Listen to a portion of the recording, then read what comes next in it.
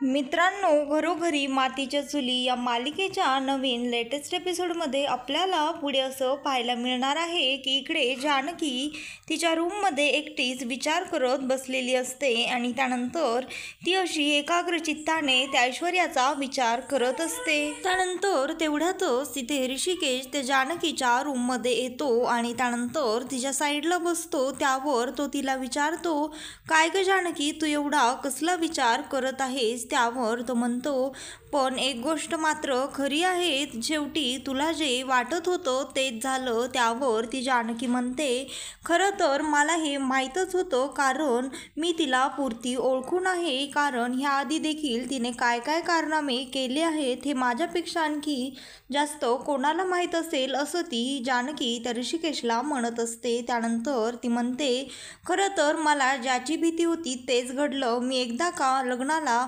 होकार दिला की त्यानंतर लगेच ती डिवोर्स पेपर घेऊन आली।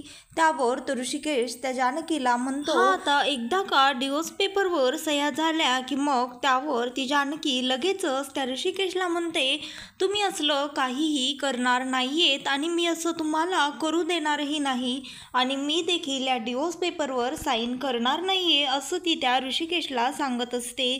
त्यावर तो विचारतो, का? तर ती सांगते, का म्हणून काय विचारताय? तुम्हाला कळतंय ना, हे डिवोर्स पेपर आहेत आणि आता आपण ह्या डिवोर्स पेपरवर सह्या करून डिवोर्स घ्यायचा आहे का?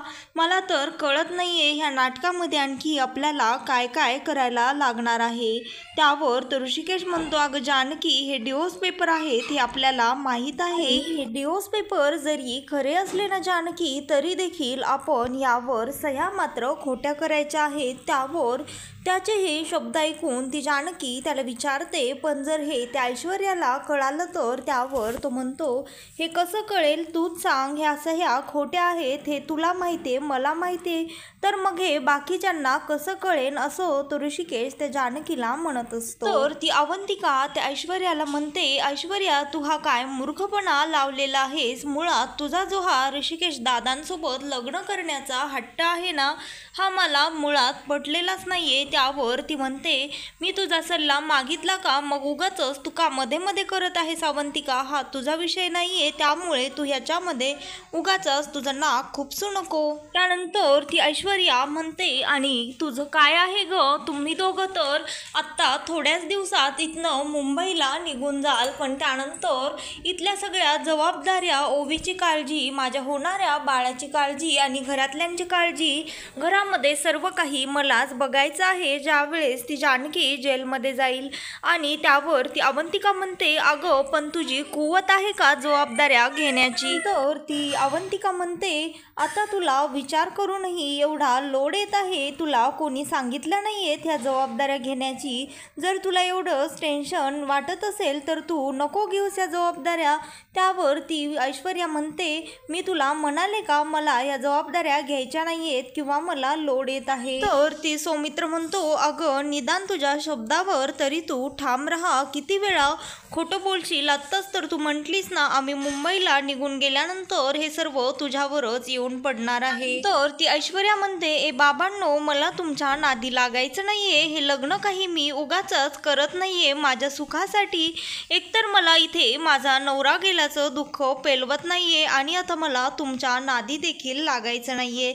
हे लग्न केवळ मी माझ्या बाळाच्या सुखासाठी, त्याच्या सिक्युरिटीसाठी आणि हे घर सांभाळण्यासाठी करत आहे, असं ती त्या दोघांना सांगत असते। त्यानंतर ती असं म्हणून रडायला लागते। त्यावर सौमित्र म्हणतो, तुझ्यासारखी नाटकी बाई खरंच आम्ही कुठेच पाहिली नाही। त्यावर आजी म्हणते, ती तिच्या भावाच्या भवितव्याचा विचार करत आहे आणि तुम्ही इथे काय तिची खिल्ली उडवत आहात का? त्यावर ती आजीला म्हणते, आजी असू द्या हो, खरं तर ह्यात त्यांची काहीच चूक नाहीये, माझे आधीचे कर्म माझा पिच्छा सोडत नाहीयेत।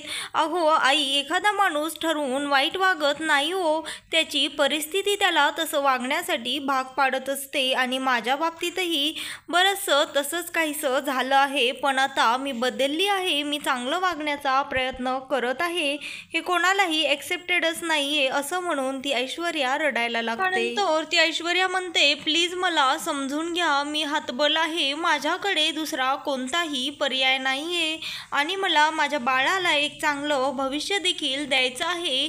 प्लीज मला समजून घ्या, एवढं तरी सुख निदान माझ्या पदरामध्ये पडू द्या असं म्हणून ती रडायला लागते. तर आजी त्या ऐश्वर्याला म्हणतात, तू बिलकुलही काळजी करू नको, सगळे जरी तुझ्या विरोधामध्ये असले ना तरी मी मात्र तुझ्या पाठीशी भक्कमपणे उभी आहे. तुला कोण विरोध करतं ते मी बघतेच. त्यावर ती ऐश्वर्या म्हणते, अहो आजी, ती जानकी मला विरोध करत आहे, खरं तर तिला माझं सुखच बघवत नाहीये. त्यावर ती आजी म्हणते, अगं मी तिला चांगलं सांगते, मग बघ ती कसं माझं ऐकते. खरं तर तिला पैशाचा मोह आहे म्हणून ती ह्या घरातनं जायला नकार देत आहे. ज्या माणसांना पैशाचा मोह असतो ते माणसं असेच वागतात. त्यानंतर ती अवंतिका आजीचं हे वाक्य ऐकून त्यांना म्हणते, आजी खरं तर ह्या न्यायाने आम्हाला असा सेम संशय ऐश्वर्यावर देखील येतो. त्यावर आजी म्हणते, तू गप्प बस ग, तुला तर मध्ये मध्ये बोलायलाच पाहिजे असतं. त्यावर ती सौमित्रा म्हणते, तुम्ही जरा सगळे शांत बसतान का? रोजच अशा घरामध्ये किरकिऱ्या जर चालू राहिल्या तर घरामध्ये लक्ष्मी तरी टिकेल का असं ती सर्वांना म्हणते. आणि त्यानंतर तेवढ्यातच तिथे ऋषिकेश येतो. त्यावर ती सौमित्रा ऋषिकेशला विचारते, अरे बाबा काय झालं? बरं झालं तू इथे आलास, काय झालं? तू त्या जानकीशी बोललास का? आणि ती काय म्हणाली? तू तिचं मन वळवलंस का? असं ती त्या ऋषिकेशला विचारत असते. तर तो ऋषिकेश त्याच्या आईला म्हणतो, आई अगं तुम्ही असं कसं म्हणत आहात? तिला तुम्ही जरा थोडासा वेळ द्यायला हवा, कारण बिचारीने डिवोर्स या गोष्टीचा स्वप्नातही विचार केलेला नसेल असं तो त्याच्या आईला सांगत असतो. त्यावर ती आजी म्हणते, अरे कालपर्यंत तर ती या लग्नासाठी तयार होती, मग आता आज डिवोर्ससाठी तिला वेळ कशासाठी हवा आहे असं ती आजी त्या ऋषिकेशला म्हणत असते. त्यावर तो ऋषिकेश त्या आजीला म्हणत असतो, आजी तू जरा शांत राहा ना ग. आई तुम्हाला काही प्रेम नातेसंबंध लग्न ह्या गोष्टी काही पोरखेळ वाटल्या का? असं एका मिनिटात एकाशी तोडून दुसऱ्याशी जोडता येत नाहीत ह्या, असं तो त्याच्या आईला आणि सर्वांना सांगत असतो. आणि त्यानंतर तो म्हणतो, तुम्ही जरा शांत राहा आणि आम्हाला 1-2 दिवस द्या, मी जानकीला नक्कीच ह्या डिवोर्सवर सही करण्यापासून तयार करेन. त्यानंतर असं म्हणून तो ऋषिकेश तिथनं निघून जातो. आणि त्यानंतर इकडे ऐश्वर्या स्वतःच्या मनाशीच असा विचार करत असते की खरंच त्या मास्कमॅनने बरोबर सांगितलं होतं, हा डिवोर्स पेपर म्हणजे हा एक बॉम्ब आहे आणि हा आता बॉम्ब एकदा का फुटला की नंतर ह्या घरावर मात्र फक्त माझंच राज्य असेल असं ती ऐश्वर्या स्वतःच्या मनाशीच म्हणत असते. त्यानंतर इकडे तो सारंग त्या ऐश्वर्याच्या मूर्खपणाचा स्वतःला त्रास करून घेत असतो. त्यानंतर तो स्वतःच्या मनाशीच म्हणत असतो, स्वार्थी नीच बाई ती ऐश्वर्या नालायक निघाली, मला तर कळतच नाहीये मी अशा बाईवर प्रेम केलं, खरं तर तिच्यामुळे मी जिवंतपणे मेलोच आहे असं तो स्वतःच्या मनाशीच म्हणत असतो. आणि त्यानंतर तो म्हणतो, आता तर ती चक्क माझ्या दादाचा संसार तोडायला निघालेली आहे, पण मी असं कदापि होऊ देणार नाही. आता ह्या सर्व गोष्टींचा काय तो सोक्षमोक्ष एकदा लागायलाच हवा. आता मी बिलकुलही गप्प बसणार नाही आणि आता ह्या सर्वातून जर बाहेर पडायचं असेल तर मात्र एकच रस्ता आहे, आता मी त्या ऐश्वर्यालाच कायमचा संपवून टाकतो असं तो सारंग स्वतःच्या मनाशीच म्हणत असतो.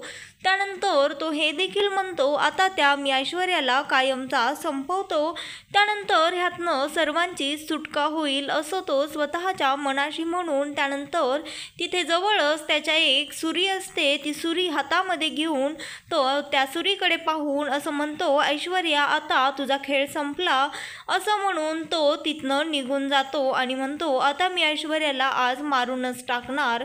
त्यानंतर इकडे ऐश्वर्या मात्र स्वतःच्याच स्वप्नामध्ये रंगलेली असते. तिला वाटत असतं आता तिचं लग्न खरंच ऋषिकेश सोबत होणार आणि त्यानंतर ते प्रॉपर्टीचे पेपर्स ऐश्वर्याला मिळणार. ती स्वतःशीच म्हणत असते आता ते डिवोर्स पेपरवर सही केल्यानंतर त्या जानकीचा चेहरा बघण्यासारखाच होईल. त्या बिचारीने तर स्वप्नामध्येही असा विचार केला नसेल की मी असं काहीतरी करेल आणि तिच्यावर ही अशी वाईट वेळ येईल.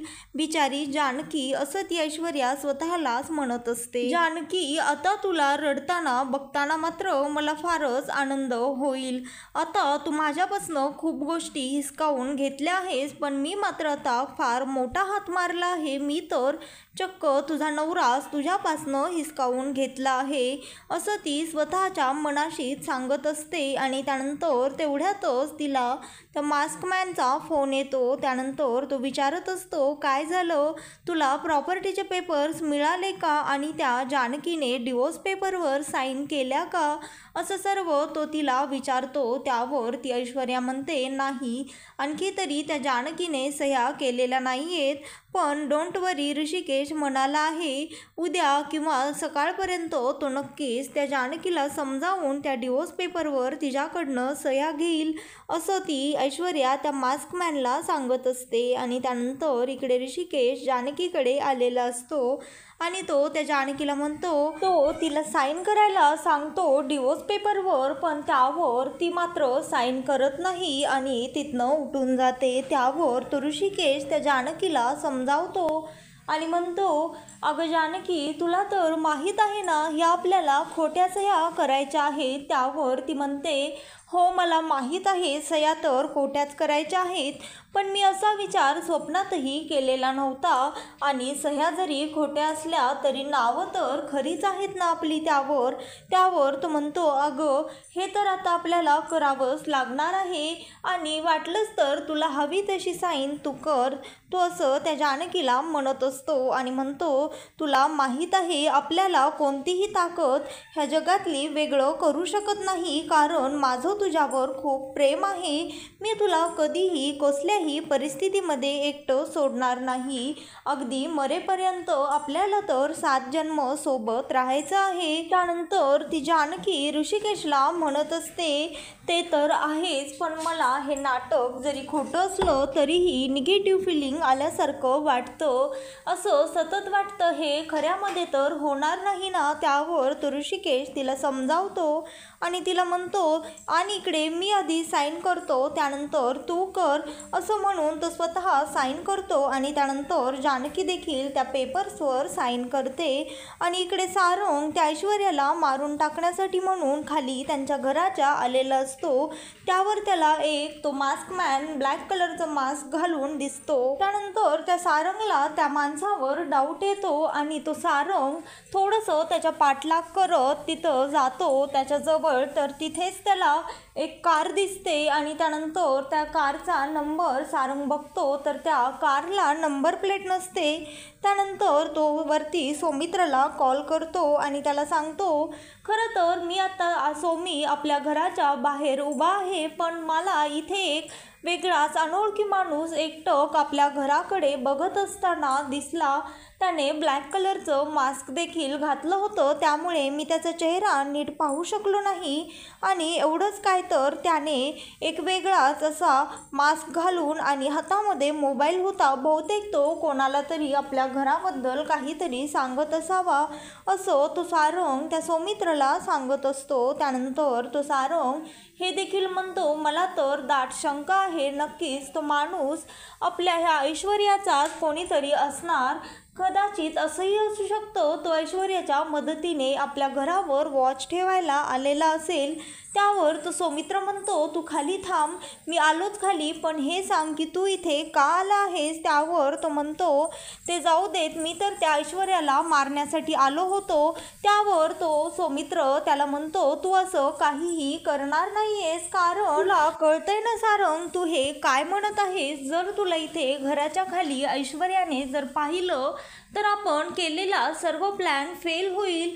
तुला प्लीज, जर तुला या सर्वमध्ये आमची साथ द्यायची असेल आणि खरंच जर तुला मदत करायची असेल तर तू आत्ता इथनं निघून जा, असं तो सौमित्र सारंगला सांगतो. त्यानंतर सारंग त्या घराच्या खालनं वापस जातो आणि इकडे दुसऱ्या दिवशी सौमित्र इन्स्पेक्टरला घेऊन सारंगला भेटायला जातात. सारंग त्या इन्स्पेक्टरला सांगतो, आमच्या घराच्या अंगणामध्ये मी असा एक माणूस पाहिला आहे, त्यांनी ब्लॅक हॅट आणि मास्क देखील लावला होता. त्यावर ते इन्स्पेक्टर म्हणतात, तो नक्की तिथे कशासाठी आला असेल, तुम्हाला काही आयडिया आहे का? त्यावर ते म्हणतात, नाही, पण सर त्याच्याकडे एक निळ्या रंगाची गाडी होती आणि त्यावर नंबर प्लेट मात्र नव्हती. त्यावर ते इन्स्पेक्टर म्हणतात, तुम्हाला आणखी काही सांगता येईल का?